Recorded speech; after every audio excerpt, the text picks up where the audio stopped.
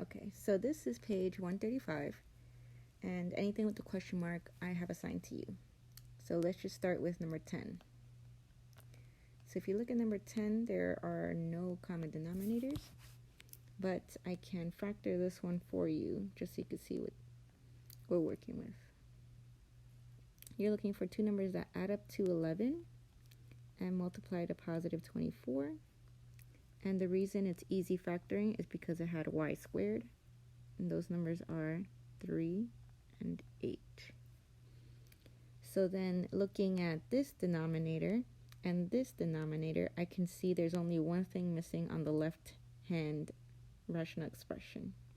All I need to multiply on this side is y plus 3, y plus 3.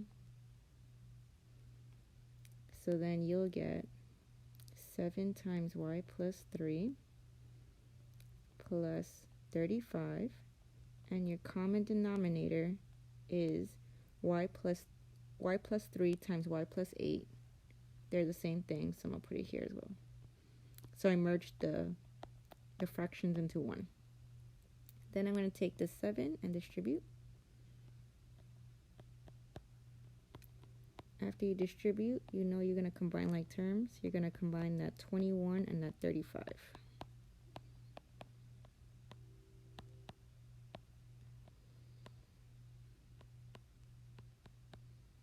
Okay, and then from here, check if there's anything else you can do. I would say over here you do have a GCF of 7. So let me just write everything I know. Okay, so if I were to take this and divide the 7 is what I'm doing first. I would get y. And then 56 divided by the 7, because we're factoring out, and you get 8. Notice that y plus 8 will cancel with y plus 8, so your final answer is 7 over y plus 3. And that's it for number 10.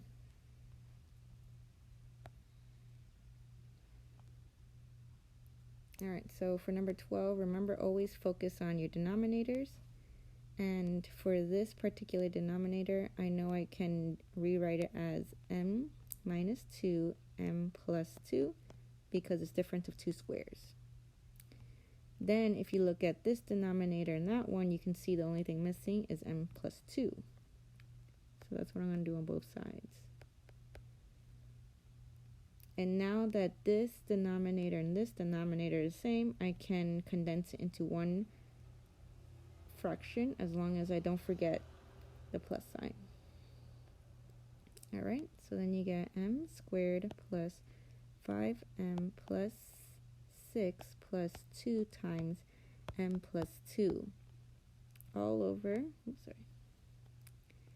m minus 2, m plus 2. So here I'm going to distribute, and I'm going to get m squared plus 5m plus 6 plus 2m plus 4. m minus 2, m plus 2. Then I'm going to combine like terms, and the terms I can combine are this 5m with the 2m, and I can also combine the 6 and the 4. M squared plus 7m plus 10 is my answer. Then check if the numerator is factorable. Can you think of two numbers that add up to 7 and multiply to positive 10? And the answer is yes. It is 5 and 2, both positive. And then you can see that we can cancel the binomials, and your final answer would be m plus 5, m minus 2. Alright, now to number 14. So number 14 is tricky for two reasons. Most people would look at this denominator and this denominator and say, oh, you just have to multiply by a 3. That's wrong. What you have to multiply is by b plus 3. Don't forget, whatever you do to your denominator, you do to your numerator. And on this side, you would have to multiply by b. That way, your common denominator would be b, open parentheses, b plus 3. Also, don't forget that this is a minus sign, so when you have a subtraction, make sure you put brackets because you're going to have to distribute that. All right, let's talk about the left side first. B times b is b squared minus bracket 4b plus 3. And then you might be confused as to why I put a bracket. It's because it is subtraction. When we had addition, that means we had to distribute a positive 1, which changes nothing. But when you have the subtraction, you would have to distribute a negative 1 to everything. But my advice to you is to first deal with the 4 and then distribute the negative 1. And don't forget your common denominator, we already figured it out, was b plus 3. So then on top you get b squared, 4b plus 12.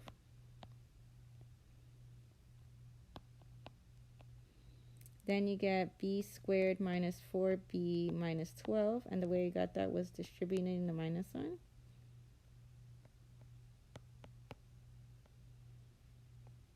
Okay, and then you think to yourself, is there any way to get two numbers that subtract to 4 but multiply to negative 12? And that would be negative 6 and positive 2. Okay, and your denominator stays the same. Okay. Notice that even if I factored the numerator, it did not cancel with anything in the denominator. That's fine, so that's the answer for 14.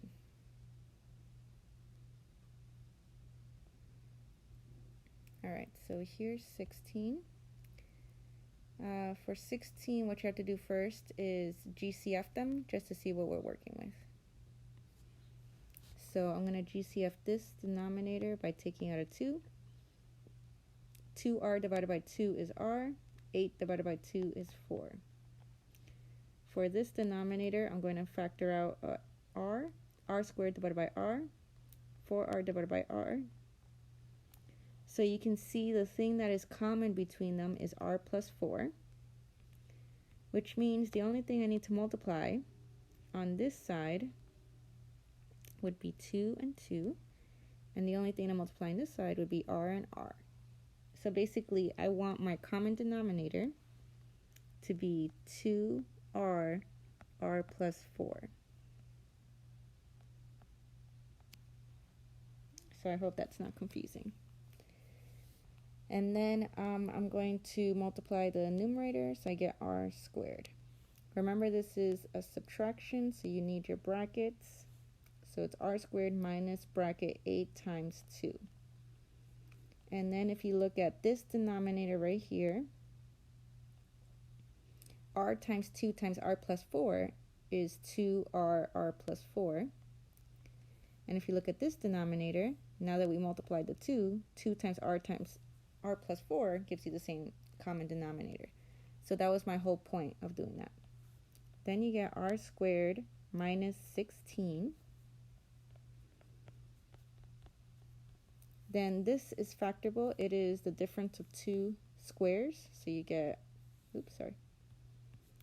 r minus 4, r plus 4. And your denominator would be 2r, r plus 4. These cancel, so you get r minus 4 divided by 2r.